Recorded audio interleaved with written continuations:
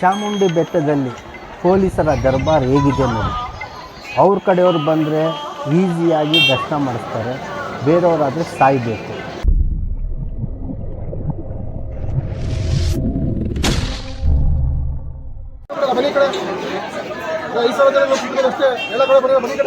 Sir ಯಾವ sub inspector ಬಂದ್ರೆ ಬಿಡಲ್ಲ ಅಂದ್ರೆ ಇಷ್ಟೊತ್ತದ ಹೆಂಗ್ ಸರ್ 1 ಅವರ್ ನಿಲ್ಸಿದ್ರಿ ನೀವೇ ತಾನೇ ಹೇಳಿ 4 ಅವರ್ ಕ್ಯಾಮ್ರಾ ಇದೆ ಅಲ್ವಾ?